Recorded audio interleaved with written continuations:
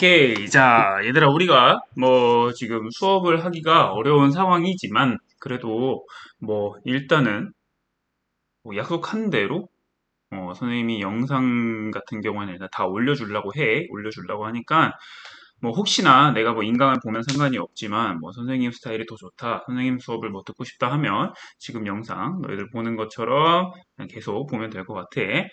자, 하여튼 양이 얼마 남지는 않았으니까 일단은 최대한 마무리 잘 해보도록 하자. 자, 그러면 우리가 앞에서는 뭐 배웠었지? 뭐 탐사했었니? 그렇지, 외계 행성계 탐사 방법에 대해서 배웠었어. 직접 관측하는 방법, 그 다음에 간접적으로 관측하는 방법이 있는데, 그 중에서도 간접적으로 관측하는 방법 크게 세 가지. 어떤 방법이 있었는지 기억나니? 그렇지, 첫 번째 뭐였어? 도플러 효과. 두 번째는 식현상. 마지막으로 세 번째는, 그렇지, 미세 중력 렌즈 효과를 통해서 우리가 알 수 있었다고. 그러면 여섯 번째, 제목이 뭔가 굉장히 도파민 뿜뿜이야. 외계의 생명체는 어떻게 탐사할지 우리가 한번 알아보도록 하자고. 자, 외계인에 대해서 해부하고 배우고 UFO 배우고 이런 건 아니야. 이런 건 아니지만 그래도 그와 관련된 내용이니까 좀 또 흥미롭게 봐도 좋을 것 같아. 자, 외계인. 외계인. 외계인. 선생님, 이 사진은 여기 앞에 있는 사진처럼 미국 이런 데 가면 얘들아 할로윈이 거기는 되게 크잖아. 그래서 이런 풍선 같은 걸 팔아. 그래서 여기 펜이 윙 돌고 그런단 말이야. 자, 하여튼 이건 잡담이고, 외계인이라고 하는 거 너희들이 생각했을 때 외계인이 실제 있을 것 같아? 아니면 없을 것 같아? 있을 것 같아, 없을 것 같아? 어? 정답이 있는 건 아니지. 정답이 있는 건 아닌데, 외계인이 실제 있을까, 없을까? 물어보면 너희들은 어떨 것 같아? 정한 어떨 것 같아? 현석이는? 민기는? 어떨 것 같니? 자, 아마 너희들의 대답은 있을 것 같다라고 하는 게 대부분이었을 것 같고, 그러면서 우주가 너무 크니까요! 이렇게 대답을 했을 거라고 생각을 해. 선생님 100이면 100. 그렇게 대답을 하는 친구들이 많기 때문에 대충 예상이 가. 자, 선생님이 생각했을 때는, 지구가 선생님이니까 그래도 너희보다 조금은 더 알고 있겠지. 그런 입장에서, 선생님도 외계인은 좀 있지 않을까라는 생각이 들어. 일단은 너무 크다? 공간이 엄청 크기 때문에, 행성 자체도 엄청 많고, 별도 엄청 많기 때문에도 맞지만, 좀 이전에 들었던 좀 과학적인 근거 하나만 좀 같이 가져오면, 얘들아, 우리 분광 관측을 통해서 뭘 알 수 있었어? 그래, 별의 구성 성분도 알 수 있었고, 행성의 대기 성분도 알 수 있었고, 등등 있었잖아. 근데, 선생님이 앞에서 보여줬던 게 뭐였냐면, 제임스 웹 우주망원경이라고 하는, 꽤 최근에 올라간 성능이 좋은 우주망원경을 통해서, 1150광년 밖 행성에서 대기에서의 물이 발견되었다라고 선생님이 말했었지. 물이라고 하는 것은, 얘들아, 생명체가 생존하는 데 있어서 굉장히 중요한 걸까, 안 중요한 걸까? 얘들아, 너희들 한 30분 전력 질주한 다음에 그 다음에 물 안 먹으면 살 수 있니? 없잖아. 이 물이라고 하는 것은 생명체가 살아가는데 가장 중요한 요소 중에 하나이기 때문에, 이 물이 있으면 생명체가 있다 없다를 우리가 판단하는 하나의 거대한, 굉장히 중요한 조건이 된다고. 그래서 이 물이라고 하는 것조차도 2150광년 밖에 있는 행성에서 발견되는데 생명체가 없을까? 어? 그래서 선생님이 있다라고 하는 입장이야. 그래서 우리가 뭘 배워볼 거냐면, 이 생명체가 존재할 수 있는 행성의 조건은 무엇인지 한번 알아보고, 그 다음에 이 생명 가능지대라고 하는 것, 마지막으로 외계 생명체 탐사까지 한번 배워보도록 할 거야. 이 외계 생명체 탐사는 앞에서 배웠던 외계 행성 탐사보다는 조금 내용이 그렇게 무겁지가 않아. 그러니까 좀 가벼운 마음으로 들어봐도 좋을 것 같아. 자, 첫 번째 먼저 이 생명체가 존재할 수 있는 행성의 조건에 대해서 한번 알아보도록 하자고. 음, 알아보도록 하자고. 잠깐만, 잘 녹화되고 있는지 선생님 좀 확인을 해볼게. 오케이. 자, 가보면요. 이 외계 생명체가 존재할 수 있는 행성의 조건, 크게 우리가 세 가지를 줄 수 있습니다. 첫 번째, 선생님 뭐라고 했었어? 그렇지, 물이 있어야 된다고. 물이라고 하는 게 사실 액체 상태인 걸 의미를 하지만, 이 액체 상태가 중요해. 액체 상태에 물이 있어야 된다라는 거. 또 너희들이 생각했을 때 좀 중요한 게 뭐가 있을 것 같아? 물론 굉장히 많겠지. 밥도 있어야 되고, 쌀도 있어야 되고, 뭔가, 인간 중심으로 생각했을 때는. 또 여러 가지가 있겠지만, 그 중에서 가장 중요한 것도 뭐가 있을 것 같아? 정원아, 뭐가 있을 것 같니? 정하나, 뭐가 있을 것 같니? 그래, 우리 대기가 또 존재를 해야 되고, 또 여러 가지 있겠지만, 민기야, 뭐가 중요할 것 같아? 우리 자기장, 지구 자기장이라고 하는 것이 존재를 해야 됩니다. H 상태의 물, 대기, 그 다음에 자기장까지 존재를 해야 생명체가 좀 살 수 있는 조건이 되는데, 자, 하나하나씩 좀 각각 알아보도록 할까? 먼저 H 상태의 물이 왜 중요하냐? 첫 번째, 다양한 물질을 녹이는 용매로서 작용을 하기 때문이야. 그러면서 이 용매로서 작용하면서 생명체에 필요한 화합물을 포함한다라고 나와 있는데, 얘들아, 용매가 뭔지 기억나니? 용매? 선생님이 설탕과 물 섞으면 뭐가 된다고? 설탕물이 된다고. 근데 설탕을 우리가 그렇게 액체에 녹는 물질을 뭐라고 한다 했었어? 현서가 우리 뭐라고 한다 했었니? 그래, 녹는 물질은? 그럼 물처럼 녹이는 물질은? 그래, 그걸 우리가 용매라고 했지. 그게 녹는 현상은 용해. 그게 녹아서 만들어진 물을 뭐라고 한다고? 용액이라고 한다고. 얘들아, 이런 용어적인 조금 그 철자 차이 때문에 개념을 헷갈려서는 안 돼. 자, 다양한 물질을 녹이는 용매로서 작용한다. 얘들아, 우리 혈액이라고 하는 것도 사실 물 안에 여러 가지 어떤 뭐 세포들이나 어떤 그 생리 현상에 필요한 물질들이 녹아 있잖아. 그렇기 때문에 그것만 보더라도 이 용매로서 작용한다는 건 이 생명 활동에 굉장히 중요한 하나의 또 요소가 된다라는 거. 두 번째는 비열이 커서 많은 열을 저장할 수 있습니다. 비열이 얘들아 뭘까? 비열, 비열. 자, 비열이라고 하는 것은 어떤 물질 1g의 온도를 1도만큼 올리는 데 필요한 열량을 우리가 비열이라고 합니다. 그러니까 쉽게 말해서 물질을 좀 가열시키는 데 필요한 에너지를 말을 해. 근데 이 물이라고 하는 것은 다른 물질들보다 이 비열이라고 하는 게 커. 그래서 약간 그 온도 변화가 쉽게 일어난다는 걸까? 아니면 좀 천천히 일어난다는 거, 천천히 일어난다라는 걸까? 그래, 천천히 일어난다라는 거야. 그러니까 이 온도 변화가 그렇게 쉽지가 않다고. 생명체를 구성하고 있는 거의 대부분 몇 퍼센트가 뭘로 이루어져 있다, 뭐 이런 거 들어봤어? 그래, 이 대부분이 물로 이루어져 있다라고 말하잖아. 만약에 얘들아, 우리가 뭐 비열이 작은 물질들로 이루어져 있다고 하면 우리 이 생명체의 체온, 생명체 온도 자체가 계속 어떻게 변하겠어? 막 높아졌다 낮았다, 높아졌다 낮았다 할 거 아니야. 이런 변화무쌍한 게 과연 좋은 걸까? 아닐 것 같지. 그래서 비열이 커서 많은 열을 저장할 수 있다라고 하는 이 성질이 굉장히 생명체의 어떤 온도, 체온 조절에도 굉장히 중요한 요소가 된다라는 거야. 자, 두 번째, 대기 같은 경우에는 왜 중요하냐? 우리가 앞에서 배웠었지. 온실 효과를 통한 행성의 온도 유지 및 일교차 감소한다라는 거. 선생님이 이 온실 효과라고 하는 게 없으면 지구의 그 지표면의 평균 온도가 몇 도 정도 되는지 선생님이 말해줬었니? 한 마이너스 20도. 굉장히 춥다고. 이런 굉장히 추운 환경에서 생명체가 잘 살 수 있겠니? 없잖아. 그래서 이 온실 효과라고 하는 것이 생명체가 살아가는데 요구되는 온도를 맞추는데 굉장히 중요하다라는 거. 두 번째로는 강한 자외선을 차단한다라는 거. 자외선 같은 경우 얘들아 파장이 어떠니? 파장이 짧은 빛은 에너지가 어떻다고? 세다고. 그래서 자외선 차단한다라는 게 중요하다라는 거야. 자, 세 번째. 자기장. 자기장은 좀 뭔가 낯설지? 이 자기장이라고 하는 것은 우주에서 오는 고에너지 입자들을 차단하는 역할을 해. 지금 이 오른쪽 아래 이 자료를 보면 지금 왼쪽이 이제 태양이 있다라는 거, 태양. 태양이 있는 거야. 여기 태양이 이렇게 있는 셈인 거고, 태양이 있는 셈인 거고, 음? 이 태양에서 뭔가 이렇게 좀 날아오는 걸 확인할 수가 있는데 이 태양이라고 하는 것은 뭐 별들 사이에서는 또 그렇게까지 강력한 별이 아니라고 할 수는 있지만 이 태양 같은 경우에는 계속 지금 이 순간에도 지속적으로 굉장히 에너지가 높은 입자들을 사실 우주 공간으로 방출을 하고 있다고. 그래서 지금 그 모습을 이 왼쪽에서 뭔가가 다가오는 것처럼 표현을 하고 있는데 그 굉장히 에너지가 높다라고 하는 거는 파장도 굉장히 짧고 에너지가 높은 어떤 그 입자들을 굉장히 방출을 하고 있다라고.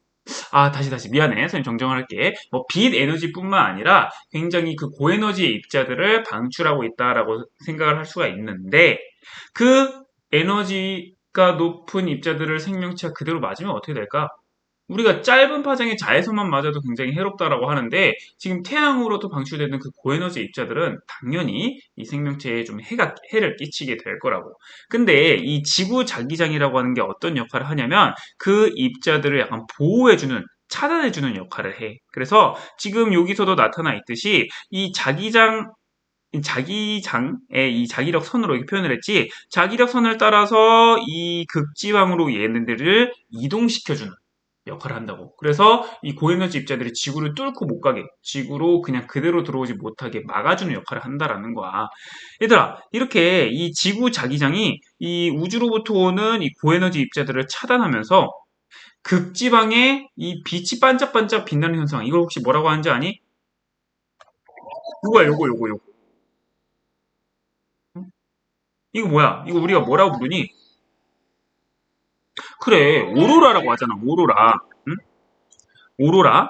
이 오로라 현상 같은 경우에 사실 그냥 아름답게만 보일 수 있지만 이 고에너지 입자들에 대해서 지구 자기장이 좀 투쟁하고 있다. 좀 굉장히 바쁘게 싸우고 있다라고 보면 돼. 그래서 이 오로라라고 하는 것이 좀 잘 관측된다라고 하는 것은 그만큼 이 태양으로부터 고에너지 입자들이 많이 우리한테 다가오고 있다라고 하는 거. 그래서 사실 좋냐 나쁘냐를 따지면 그렇게 좀 긍정적인 현상은 좀 아니라고 볼 수 있다라는 거. 오케이. 그래서 크게 세 가지의 액체 상태의 물, 대기, 자기장 세 가지가 있는데 이 중에서 또 그 중에서도 가장 중요한 건 무엇이다? 바로 액체 상태의 물이다라는 거 알아두시면 되겠습니다. 자, 그러면 두 번째 우리가 생명 가능지대에 대해서 한번 알아보겠습니다. 생명 가능지대, 얘들아, 우리 영어도 한번 짚고 넘어가 보도록 할까? 자, 현서가 habit이 뭐니? habit. 취미라고? 취미 말고, habit. 헤빗 이거 뭐라고 해? 아, 헤빗 점에. 아, 합이구나. 쏘리. 자, 얘들아. 헤빗이 뭐야, 헤빗? 그래, 거주하다 그거 아니야? 에이블 하면 뭐야, 민기? 에이블. 그래, 뭐가 가능한. 정원아, 존이 뭐니? 존. 지대. 그래서 생명 가능 지대를 우리가 영어로 habitable zone이라고 하는데, 이를 우리가 번역을 하면 생명 가능 지대. 자, 생명 가능 지대라고 하는 것은 생명이 가능한 지대. 아까 선생님이 앞에서 생명체가 존재하기 위해서 가장 중요한 조건이 뭐가 있었어? 액체 상태의 물이라고 했지. 그래서 물이 액체 상태로 존재할 수 있는 별주의 궤도 영역을 우리가 생명 가능 지대라고 합니다. 무슨 말이냐? 자, 얘들아, 이 물이라고 하는 것은 이 기체 상태일 때는 뭐라고 불러? 수증기. 그 고체 상태일 때는 얼음. 응? 근데 액체 상태 우리가 물이라고 하잖아. 이 액체 상태로 존재할 수 있는 영역을 우리가 생명 가능 지대라고 하는데 지금 보면 이 그림이 나와 있어. 가로축에는 공전궤도 반지름, 세로축에는 별의 질량이라고 나와 있는데 자, 이 공전궤도 반지름이라고 하는 건 뭐냐면 그 말 그대로 이 중심의 항성으로부터 얼마나 멀리 떨어져 있는가를 의미하는 거야. 그 공전궤도의 반지름이 얼마나 멀리 떨어져 있는가. 그걸 우리가 공전궤도 반지름이라고 한다고. 그래서 이 그림을 참고했을 때 이 별의 질량이 여러 개인 별의 그림이 나타나 있고 또 여기 보면 이 생명 가능 지대라고 하면서 어떤 좀 이렇게 색으로 칠해진 영역이 존재하는 걸 확인할 수가 있어. 자, 이 별의 질량이 1, 즉 태양과 같은 별의 질량이라고 봤을 때 지금 여기 보면 뭐 수금, 지화, 목토, 천해까지 여러 행성이 나와 있는데 자, 이 태양 질량의 별에서 생명 가능 지대에 들어가 있는 행성은 누구가 있니? 누구가 있어? 아, 선생님이 좀 약간 트릭을 준 거야. 아, 얘들아, 지금 화성은 거의 생명 가능 지대에 들어갈 뻔했지만 실질적으로 들어가 있어? 안 들어가 있어? 안 들어가 있잖아. 유일하게 뭐만 들어가 있어? 지구만 들어가고 있다라는 거야. 즉, 이 지구에서만 무슨 상태의 물이 발견이 된다고? 액체 상태의 물이 발견될 수 있다고? 자, 그래서 이를 우리가 생명 가능지대, 요 태양 질량 별 같은 경우에는 지구만 들어갈 수 있다고. 그러니까 이 생명 가능지대에서 더 가깝다라고 하는 것은 별이라고 하는 게 가운데 굉장히 뜨거운 어떤 그 난로와 같은 느낌으로 선생님 비유를 하자고 한다면 생명 가능지대보다 더 안쪽으로 가면 더 뜨거운 거야, 덜 뜨거운 거야? 더 뜨겁다고. 너무 뜨겁다고. 일단 너무 뜨거운 상태에서는 막 온도가 100도씨 이상 막 그 온도가 훨씬 더 뜨거워. 그러면 이 액체 상태에 물이 있겠니 없겠니? 없다고. 반대로 이 생명 가능지대보다 훨씬 더 먼 위치에 있다 생각할게. 그러면 덜 뜨거운 걸 넘어서 굉장히 차갑겠지. 그러면 액체 상태에 물이 있겠냐고. 그래서 이 중심에 있는 이 별을 약간 난로와도 비슷하게 생각을 해줘도 돼.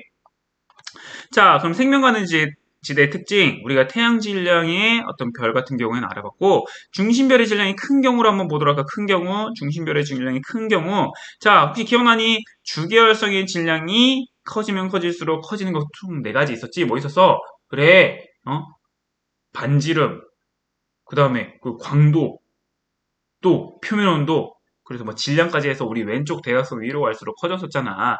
자, 질량이 커질수록 광도가 커진다고. 그 말은 이 질량이 클수록 생명 가능 지대는 더 바깥쪽으로 옮겨가며 폭도 넓어지는 것을 의미하는데, 지금 여기 이 선생님이 파란색 선으로 이 질량이 더 큰 경우로 봤어. 그러면 이 태양 질량의 별보다도 생명 가능 지대의 어떤 영역 자체의 그 넓이가 좀 어땠어? 더 커진 걸, 폭이 더 넓어진 걸 우리가 확인할 수가 있지.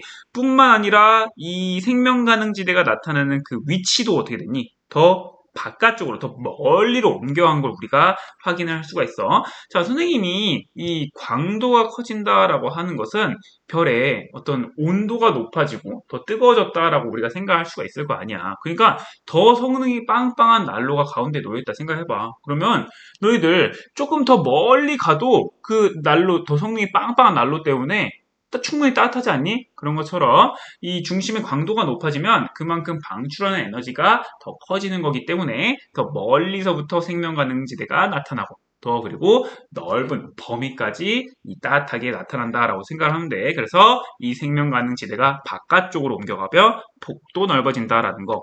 자, 주계열성의 질량이라고 하는 것, 그 수소 핵융합 반응 속도랑 어떤 관계가 있었니? 비례 관계가 있었잖아. 그래서 질량이 클수록 수소 핵융합 반응 속도가 더 빨라진다고. 그러면 별의 수명은 어떻게 된다 했었어? 그렇지. 수명은 반비례한다고. 그러면 별의 수명이 짧으면 생명체가 발생하고 지났는데 충분한 시간이 부여되지 않는다. 즉, 이 생명체라고 하는 것도 그냥 지구가 뭐 탄생을 해서 갑자기 뭐 탄생하자마자 뚝 하고 우리 같이 지금 생긴 인간들이 나타난 게 아니잖아. 생명체가 나타난 게 아니잖아. 그래서 이 질량이 큰 경우에는 수소 핵융합 반응 속도가 빠르게 일어나기 때문에 수명이 짧아. 그렇기 때문에 이 생명체가 발생하고 지났는데 충분한 시간이 부여가 되지 않아. 그래서 좀 이 별의 질량이라고 하는 것도 이 생명체가 좀 등장하고 또 진화하는데 관련이 있다라는 거. 자, 중심별의 질량이 작은 경우를 한번 보도록 할까? 중심별의 질량이 작은 경우. 이 중심별의 질량이 작은 경우에는 지금 생명 가능지대의 어떤 폭과 거리가 어떻게 되고 있니? 그렇지. 폭은 더 좁아지고 거리는 더 가까워진 걸 확인할 수가 있어. 자, 질량, 주계열성의 질량과 강도는 어떻다고? 비례하다고. 즉, 그렇기 때문에 이 주계열성의 질량이 작으면 그 주계열성의 광도도 어떻게 되는 거야? 작아지는 거지. 즉, 방출한 에너지가 더 강해지는 거야? 약해지는 거야? 약해지는 거라고. 그렇기 때문에 더 안쪽으로 옮겨가면서 폭도 좁아진다라는 거. 자, 마찬가지로 주계열성의 질량과 수소 핵융합 반응 속도 2번을 보시면 비례하고요. 반대로 수명과는 어때요? 반비례한다고요. 그래서 이 별의 수명, 아까 별의 질량이 큰 경우에는 수명이 너무 짧기 때문에 생명체가 뭐 진화하는데 충분한 시간이 부여지지 않는다 했지? 선생님 그러면요. 이 별의 질량이 작으면 오히려 개이득인 거 아니에요? 충분한 시간이 벌어질 수 있잖아요. 할 수 있지만 별의 수명은 충분히 길어. 하지만 이 생명 가능지대의 폭 자체가 좁아져. 그 말은 여기에 딱 절묘하게 이 우주 공간이 얘들아 뭐 서울에서 부산까지의 거리가 아니잖아. 굉장히 어떤 스케일도 크고 거리도 그냥 길다고 생각할 수 있는데 여기 딱 절묘하게 생명체가 살 수 있는 행성이 들어가는 그 확률 자체가 너무 좁다고. 뿐만 아니라 어떤 영향도 있냐? 왜 동그라미 이렇게 됐을까? 이 중심별의 영향으로 행성이 동주기 자전을 하게 돼. 뭐, 선생님, 왜 동주기 자전을 해요? 라고 물어보면, 뭐 거기까지는 사실 상관이 없는데, 이 동주기 자전이라고 하는 것만 선생님 좀 짚고 넘어가면, 동주기 자전. 동주기 자전이라고 하는 것은 공전주기와 자전주기가 일치하는 걸 의미해. 즉, 이 별 주위에 이제 행성이 공전을 하잖아. 근데 얘네들이 자전주기와 공전주기가 같다라고 하는 것은 마치 이렇게 도는 거야. 지금 얘가 돌고 있는 이걸 이 별 주위를 도는 걸 뭐라고 해? 공전이라고 하고 스스로 한 바퀴 도는 걸 뭐라고 해? 자전이라고 하잖아. 근데 이 두 주기가 같은 경우에는 지금 어떻게 되고 있니? 한쪽 면은 그냥 한쪽 면을 계속 보고 있고 반대로 다른 쪽 면은 다른 쪽 면만 계속 보면서 우리가 지금 운동을 하고 있는 거잖아. 이 경우에는 좀 어떤 단점이 좀 있을 것 같아? 어떤 단점? 어떤 단점? 낮과 밤의 변화가 없어지고 한쪽 면만 가열이 냉각이 되는 거야. 그러니까 이 별 쪽을 바라보는 부분은 계속 뜨겁고 그 반대쪽은 어때?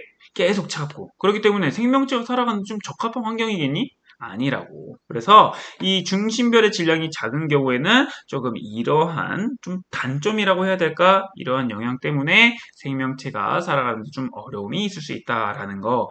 그래서 우리가 이 그림 이 자료를 통해서 알아둬야 되는 게 뭐냐면 이 태양을 기준으로 했을 때, 이 태양을 기준으로 했을 때 질량이 큰 별과 질량이 작은 별의 어떤 생명 가능지대의 어떤 변화, 생명 가능지대의 차이, 뭐 폭이라던가 그 거리라던가 그 차이를 알고요. 어떤 영향이 있는지, 어떤 결과가 있는지를 여러분들이 좀 비교를 하실 수가 있어야 됩니다. 자, 마지막으로 세 번째 외계 생명체 탐사. 이 부분은 정말 그냥 가벼운 부분이야. 외계 생명체 탐사까지 하고 우리 마치도록 합시다. 자, 그러면 우리가 지금 외계 생명체를 어떻게 찾아보고 있는지 그 간단하게 좀 소개를 해줄게. 자, 외계 지적 생명체 탐사 프로젝트라고 해서 이 세티 프로젝트라고 하는 게 진행이 되고 있어. 이 세티 프로젝트라고 하는 게 뭐냐면 SETI 이게 Search for Extraterrestrial Intelligence라고 해가지고 Extraterrestrial 이거 뭐라고 하니? 외계에 외계에. 그래서 외계의 지적 생명체를 탐사하는 프로젝트를 우리 이 지구상에서도 이 망원경의 종류도 여러 가지가 있지. 망원경의 종류도 여러 가지가 있는데 특히나 이 전파 망원경이라고 하는 걸 통해서 우리가 이 외계의 생명체를 탐사하고 있다라고 하는 거. 그다음에 우주 탐사선 뭐 지구에서 진행할 뿐만 아니라 우리가 직접 외계로 가보기도 한다라는 거야. 근데 우리가 가기에는 너무 어렵잖아. 뭐 금전적으로도 어렵고 기술적으로도 어렵지. 그래서 이 우주 탐사선을 보내고 있다고. 뭐 외계 보이저호, 파이어니어, 큐리오시티호 등등 해가지고 어떤 이 탐사선을 통해서 우리가 외계의 생명체를 탐사하고 있다라는 거. 마지막으로 우주 망원경, 뭐 케플러 망원경, 테스 망원경, 제임스 웹 우주 망원경 등등 망원경을 통해서도 우리가 외계의 지적 생명체를 좀 탐사하고 있다라는 것까지 알아두시면 되겠습니다. 오케이, 여기 파트 같은 경우에는 앞에서 배웠던 행성 탐사 방법보다는 조금 더 쉬운 것 같지 않니? 그러면 이 파트는 여기서 마치도록 하겠습니다.